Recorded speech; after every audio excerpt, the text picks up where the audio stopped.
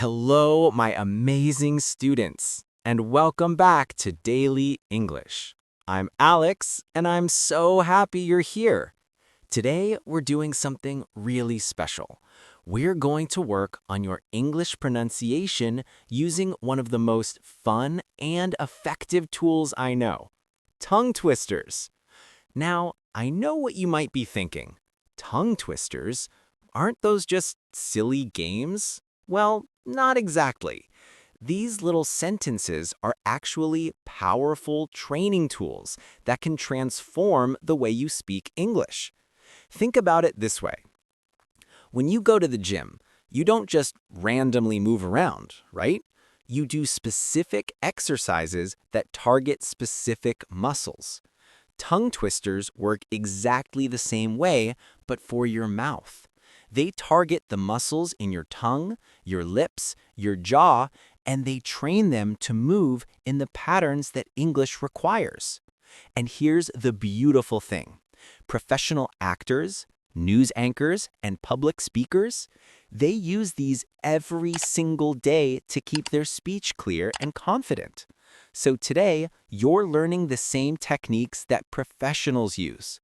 I've taught thousands of students over the years, and I can tell you this. The students who practice tongue twisters regularly, they improve faster than anyone else. It's honestly like magic. Sounds that felt impossible suddenly become natural. So stick with me today, because by the end of this lesson, you're going to feel so much more confident with English pronunciation. All right, let's get started. But before we jump into the hard stuff, we need to warm up. You wouldn't start running without stretching, right? Same thing here. First, I want you to open your mouth really wide. Imagine you just woke up and you're doing a big, satisfying yawn. Feel that stretch in your jaw? Perfect. Now close your mouth slowly. Let's do that 3 more times.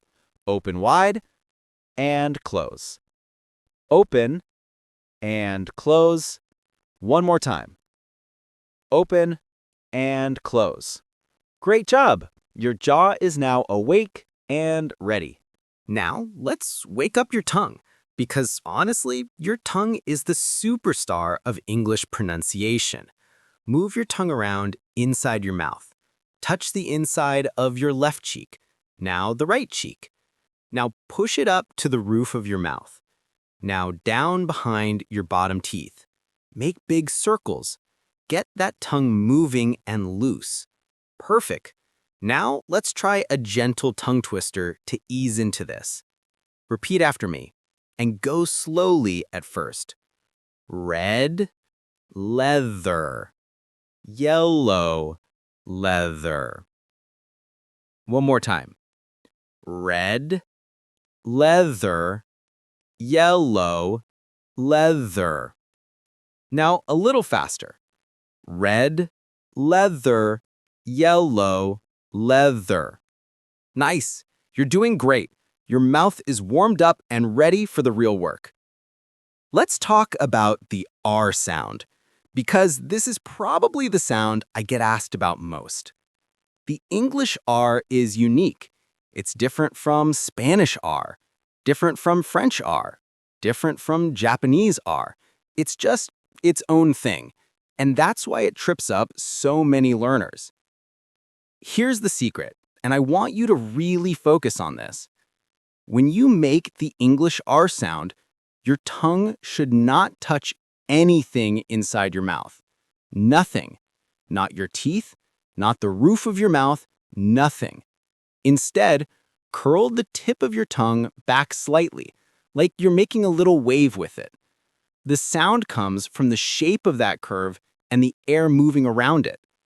Let's try it with a simple sentence. Repeat after me. Red roses are really beautiful. Feel that? Your tongue stays curled back the whole time, floating in the middle of your mouth. Let's do it again. Red roses are really Beautiful. Okay, now we're going to level up. Here's a tongue twister that English-speaking kids practice in school. Round and round, the big rocks, the man ran. This one packs a lot of R sounds close together, so your tongue gets tons of practice holding that curved position. Try it with me. Round and round, the big rocks, the man ran. And here's a really fun one. Robert's robot really repairs radios. I know, it feels tricky, but that tricky feeling means your mouth is learning. That's actually a good sign. Let's try one more time. Robert's robot really repairs radios. Excellent. All right. Next up, the famous TH sounds. Now, if English is not your first language, there's a good chance your native language doesn't have these sounds at all. So your mouth has literally never made these movements before. No wonder they feel strange. Here's what makes TH extra tricky. English actually has two different TH sounds, and they're produced slightly differently. The first TH is the one you hear in words like this, that, mother, and brother. When you say these, your vocal cords vibrate. Go ahead and put your hand gently on your throat and say this. Do you feel that buzzing? That's the vibration. The second TH is in words like think, birthday, and tooth. For these words, there's no vibration at all. It's just air passing through. Put your hand on your throat again and say think. No buzzing this time, right? Just air. So how do you actually make these sounds? Here's what you do. Gently place the tip of your tongue between your top and bottom teeth. Not hard, don't bite yourself. Just rest it there lightly. Then push air out. For the first type, turn on your voice and you'll feel that vibration. For the second type, just let the air flow through without using your voice. Let's practice the first kind, the one with vibration. Repeat after me. This and that and these and those. Feel that buzz in your throat? Perfect. Again, this and that and these and those. Now the second kind, the one with just air. I think 30 people thought about it. No vibration, just gentle air flowing past your tongue. One more time. I think 30 people thought about it. And now for the ultimate challenge, a tongue twister that uses both types of TH. This is tough, but you can do it. The 30 thieves thought they saw something. Your mouth has to switch between the two different sounds really quickly. It's a workout. Try it again. The 30 thieves thought they saw something. Amazing work. Let's move on to W and V sounds. Now, I've had students who mixed these up for years, and it caused some pretty funny misunderstandings. Saying I love wine versus I love vine are very different things. So let's make sure you've got these down. For the W sound, round both of your lips forward like you're about to whistle or blow out a candle. Both lips work together to form a little circle. Try it. W, w, w. For the V sound, it's completely different. Take your bottom lip and rest it gently against your top teeth. It almost feels like you're softly biting your bottom lip. Try it. V, v, v. Feel that contact between your lip and teeth? That's what you want. Let's practice W sounds first. Remember, round lips. We walked west while the wind was strong. Keep those lips rounded every time you hit a W. Again. We walked west while the wind was strong. Now V sounds. Remember, bottom lip to top teeth. Victor visited his village very often. Feel that contact on every V? Perfect. Once more. Victor visited his village very often. Now, here comes the real challenge. We're going to mix them both together. We visited various places while wolves were walking. Your mouth has to jump back and forth between two totally different positions. It takes practice, but that's exactly why we're doing this. Again, we visited various places while wolves were walking. You're doing so well. Next up, the L sound.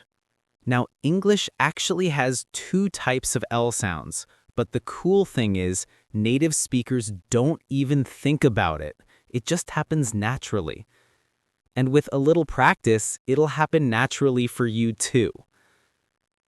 The first type of L comes at the beginning of words, like love, like, little, and lamp.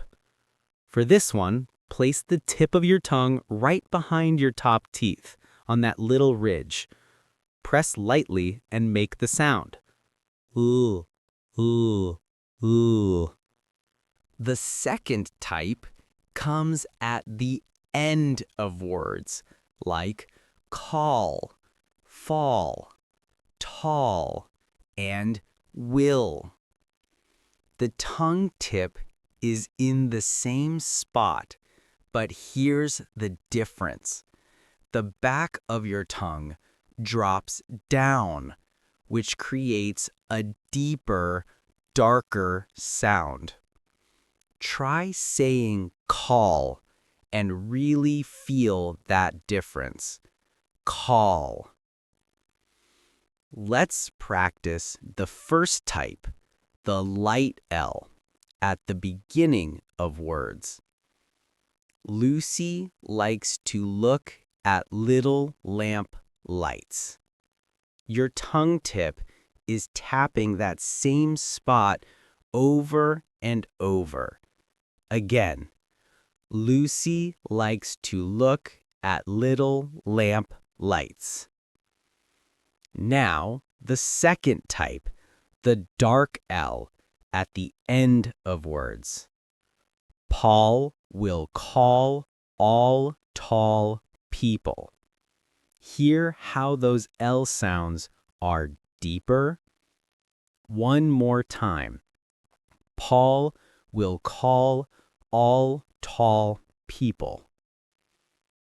And here's one that mixes both. Little children like to play ball games. Your mouth switches between light L and dark L automatically. Try it. Little children like to play ball games. Beautiful. All right, we're almost at the end of our main practice, and we've got two more sounds to cover, S and SH. These trip people up all the time because they're close, but not quite the same. For the S sound, put your tongue tip close to the ridge behind your top teeth, but don't touch it. Leave a tiny gap and push air through. It should sound sharp and clear, like a snake. S, s. For the SH sound, pull your tongue back a bit so it's not as close to your teeth. Now push a wider stream of air out. It should sound softer, gentler. Shh, shh, shh. Let's practice S sounds first. 6 small snakes sat in the sun. Keep that tongue tip in position for each S. Again, 6 small snakes sat in the sun. Now, SH sounds. Pull that tongue back. She shops for shoes and shirts. Feel how your tongue moved back? That's what creates the softer SH sound. Once more. She shops for shoes and shirts. And now, both together. Susan's fish shop sells fresh fish dishes. Your tongue is doing a little dance, moving between the two positions. Let's try again. Susan's fish shop sells fresh fish dishes. Fantastic. Okay, here's where things get really interesting. What I'm about to share with you is completely optional. These next tongue twisters are seriously difficult. Even native English speakers struggle with them. I've had advanced students practice these for weeks before they could say them smoothly. So if you want to stop here, that's totally fine. You've already done amazing work today. But if you want the ultimate challenge, if you want to push yourself to the absolute limit, then stay with me. These are going to make your mouth and brain work harder than they ever have. Ready? Here we go. First challenge, red blood, blue blood. This looks simple, but try saying it 5 times fast and you'll see your mouth get confused between the B and R sounds. It's wild. Red blood, blue blood. Red blood, blue blood. Give it a try. Second challenge, the 6th sick sheep's 6th sheep is sick. This is famous for being one of the hardest tongue twisters in the entire world. The combination of sounds is so unusual that your mouth just doesn't know what to do. Try it slowly first. The 6th sick sheep's 6th sheep is sick. Good luck with this one. Third challenge. How much wood would a woodchuck chuck if a woodchuck could chuck wood? This is a classic, and it's long. It repeats the same sounds over and over, and your mouth gets tired halfway through. But if you can nail this, you should be proud. How much wood would a woodchuck chuck if a woodchuck could chuck wood. Final challenge. Pad kid poured curd pulled cod. Say this 10 times fast. I'm serious. Scientists actually studied this phrase and determined it's one of the hardest sound combinations for the human mouth to produce quickly. If you can do this, you're basically a pronunciation superhero. Pad kid poured curd pulled cod. And that's it. You made it through the complete tongue twister training session. I am so proud of you. This was not easy, but you stuck with it, and that's what matters. Here's what just happened. The muscles in your mouth, your tongue, your lips, your jaw, they just got stronger. Your brain just created new neural pathways for English sounds. And over the next few days, you're going to notice something really cool. Words that used to feel impossible are going to start flowing more naturally. Native speakers are going to understand you more easily. You might even get compliments on your pronunciation. The secret to making this last? Practice. Come back to this lesson once a week. Each time you do, these tongue twisters will feel easier, and your pronunciation will keep getting sharper and more natural. Learning English pronunciation is a journey. It takes time, patience, and repetition. But with tools like tongue twisters, you can make incredible progress. Keep working hard, keep believing in yourself, and keep showing up for your English practice. Thank you so much for spending this time with me today. I'll see you in the next lesson. Until then, keep practicing, keep speaking, and keep being awesome. This is Alex from Daily English, and I'll talk to you soon.